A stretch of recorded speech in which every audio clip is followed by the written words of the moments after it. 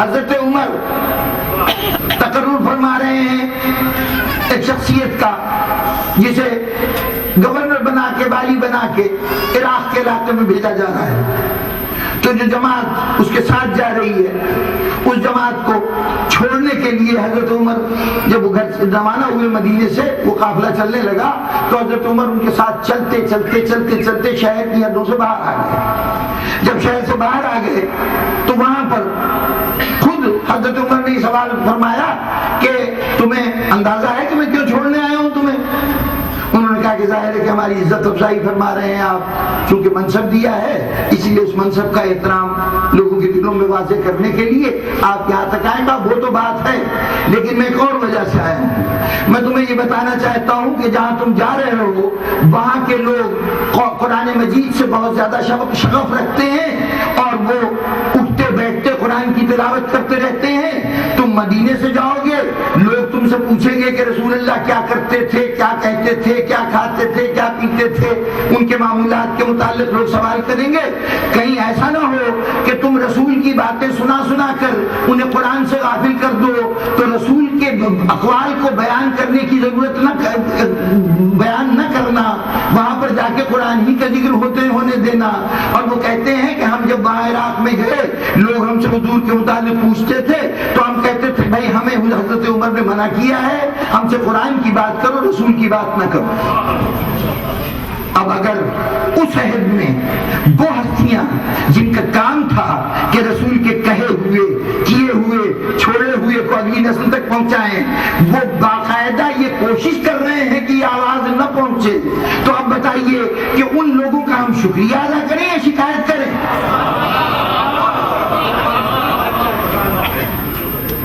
کیا ہوا اس عمل کا نتیجہ؟ حضرت عمر کے رویوں میں ایک رویہ یہ اندازہ لگا لیجئے کہ حضرت ابو ہریرہ انہوں نے بعد میں روایت کیا، کسی نے پوچھا کہ کیا آپ حضرت عمر کے زمانے میں اسی طرح روایتیں بیان کر سکتے تھے، اسی طرح حدیثیں بیان کرتے تھے جیسے آج بیان کر رہے ہیں؟ روزانہ 10-15 نئی حدیثیں نشر ہو جاتی تھیں، تو پوچھا کہ کیا یہ آپ اس وقت بھی بیان کر سکتے تھے؟ انہوں نے کہا کہ جناب والا کیا میں حضرت عمر کے زمانے میں حدیثیں بیان کر کے کوڑے کھاتا؟ یعنی حضرت عمر کوڑے مارتے حدیثیں بیان کرنے کے اوپر۔ اچھا، اب اس رویے کا نتیجہ کیا ہوا؟ ظاہر ہے کہ نہ حضرت ابوبکر زمانے میں رہے جو احتیاط سے کام لے رہے تھے، نہ حضرت عمر جیسی محتاط شخصیت رہی۔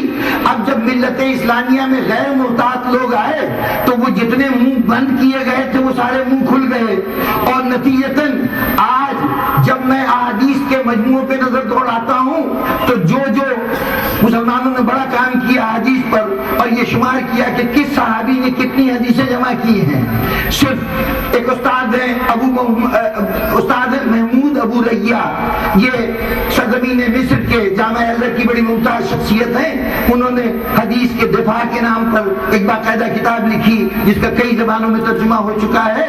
تو استاد محمود ابو ریہ وہاں کے چونکہ استاد ہے اس لیے نام کا جز ہے استاد ہونا، تو استاد ابو ریہ محمود ابو ریہ اپنی اس کتاب میں لکھتے ہیں کہ بڑی حیرت کی بات ہے کہ وہ صحابہ کہ جو حضور سے قریب ترین تھے اور ہر مرحلے پہ ساتھ رہے، ان سے ہمیں حدیث کی بہت قلیل مقدار ملتی ہے۔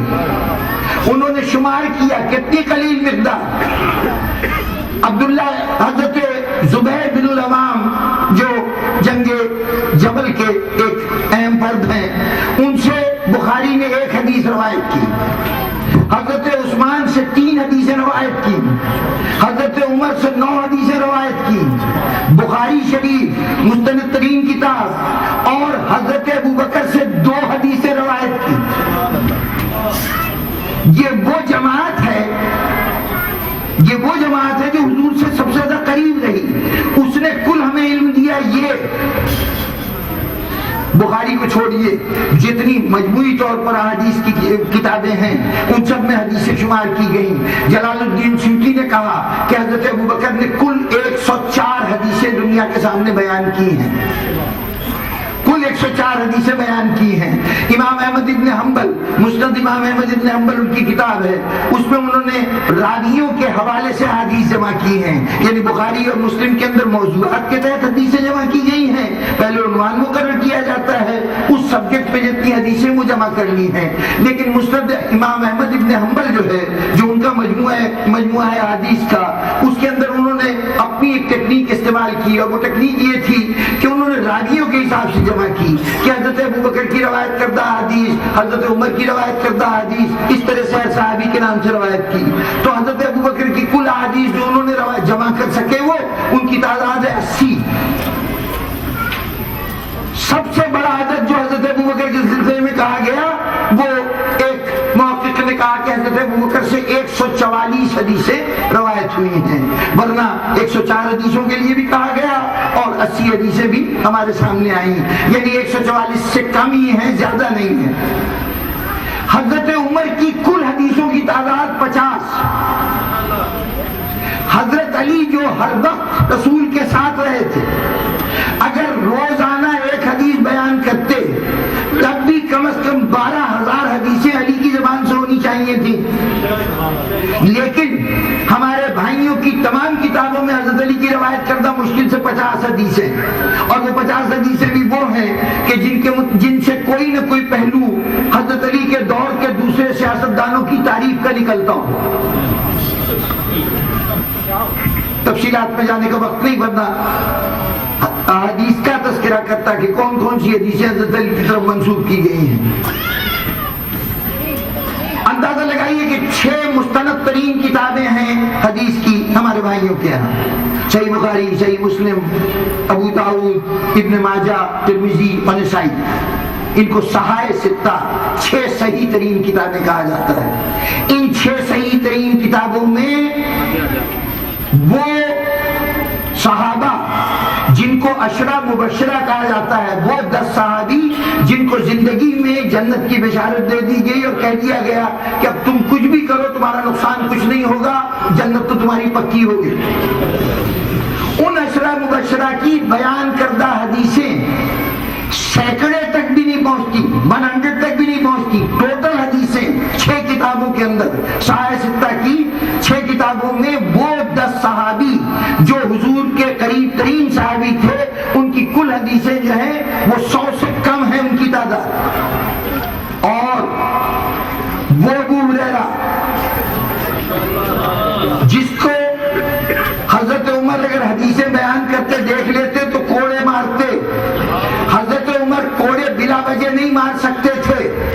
رسول کا اتنا بڑا صحابی، حق و باطل میں فرق کرنے والا صحابی، وہ اگر کسی کو قول رسول بیان کرنے پہ کوڑے مارتا ہے تو اسے یقین ہے کہ یہ جھوٹ بول رہا ہے.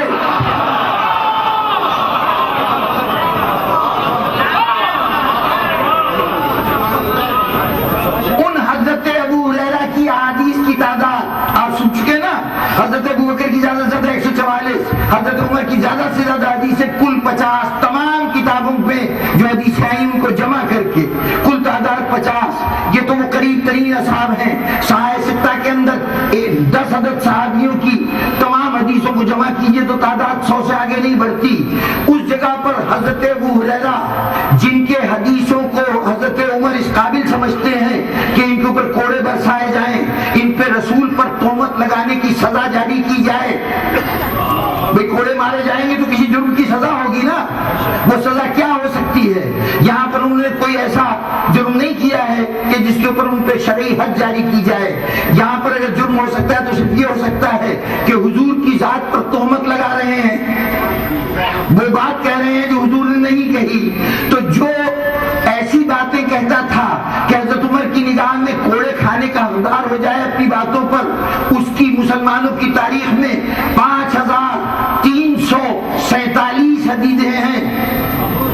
5347 یہ حدیثیں ہیں حضرت ابو ہریرہ کی، جس نے حضور کے ساتھ صرف زیادہ سے زیادہ 1 سال 9 مہینے کا عرصہ گزارا، جو جس نے مکے کی شکل حضور کی زندگی کے دوران کبھی نہیں دیکھی. یمن میں پیدا ہوا، فتح خیبر کے دن خیبر کے مقام کے اوپر آ کر بارگاہ رسالت میں آ کے حاضری دی. اس کے بعد 1 سال 9 مہینے مدینے میں رہے. اس کے بعد حضرت ابو ہریرہ کو مدینے سے بحرین بھیج دیا گیا. حضور دنیا سے تشریف لے گئے، لیکن حضرت ابو ہریرہ بحرین میں رہتے رہے. پھر حضرت ابو بکر کے انتقال کے بعد حضرت عمر کے زمانے میں مدینے میں آئے. 1 سال 9 مہینے میں رسول کے ساتھ رہنے والا 5347 حدیثیں بیان کرتا ہے، اور سب سے پہلے ایمان لانے والا مردوں میں حضرت ابو بکر جیسی ذات، تمام مراحل پہ حضور کے ساتھ رہنے والا، اس کی کل زیادہ سے زیادہ 144 حدیثیں آئیں. قصور کس کا؟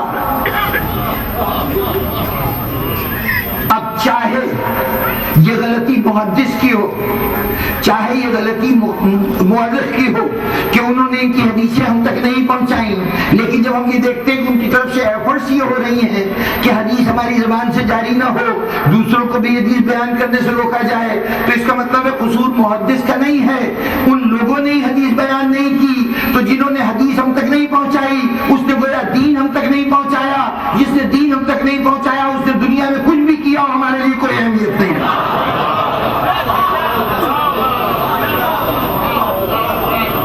اندازہ لگائیے، اتنی بڑی ملت اسلامیہ کو کاش وقت ہوتا کہ ایک ایک احوال عرض کرتا. کوئی راوی حضرت ابو ہریرہ ہیں، کسی روایت کے راوی کعب الاحبار ہے، یعنی یہودی ایک شخص جو حضرت عمر کے زمانے میں مسلمان ہوا اور اس کے بعد دنیا جہان کی جتنی بے سروپا باتیں تھیں اس نے بطور حدیث کے بیان کرنی شروع کر دی. آج مسلمانوں کی حدیث کی کتابوں میں جتنی انتہائی مضحکہ خیز روایتیں ہیں وہ سب یا کعب الاحبار کا کارنامہ ہے یا حضرت ابو ہریرہ کا کارنامہ ہے. آج جو لوگ آنکھیں کھول کے دیکھتے ہیں وہ مسلکی تعلق کے بغیر بڑے ڈٹ کے کہتے ہیں کہ جن لوگوں نے اسلام کے چہرے کو مسخ کر دیا وہ یہ شخصیتیں ہیں. یہی استاد ابو ریحیہ جو بنیادی طور پر مسلک اہل سنت کے نمائندہ ہیں، اس کے ایک بہت بڑے عالم ہیں، انہوں نے کتاب لکھی شیخ المزیرہ. مزیرہ کھانے کی ایک قسم ہے، کیونکہ حضرت ابو ہریرہ کو بہت پسند تھی اس لیے ان کو شیخ المزیرہ کہا جاتا ہے. تو ان کے اوپر پوری کتاب لکھ ڈالی کہ یہ اس شخصیت نے کیسے کیسے نقصان پہنچائے ہیں. میں کن روایتوں کا تذکرہ کروں؟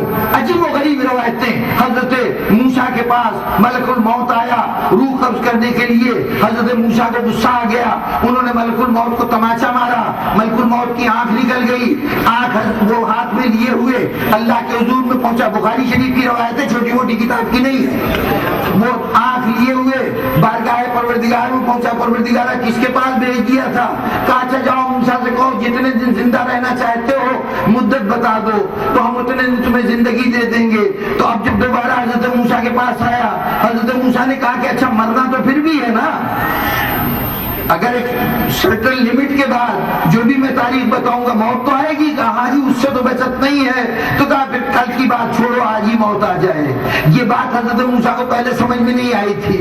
وہ مخلوق جو سرے سے جسم نہیں رکھتی، حضرت موسیٰ کا تماچا ایک جسم کا عمل تھا. جسم ایک نوری وجود کے اوپر کیسے اثر انداز ہوا اور وہ آنکھ کیسی تھی جو نکل پڑی اور جس کو لے کے وہ چلا گیا. یہ ساری بے سروپا کہانی یہ حضرت ابو ہریرہ روایت فرما رہے ہیں. بہت سے طب کی شخصیتیں بیٹھی ہوئی ہیں، ڈاکٹر صاحبان بیٹھے ہوئے ہیں، ایک نسخہ صحیح بخاری میں درج ہے.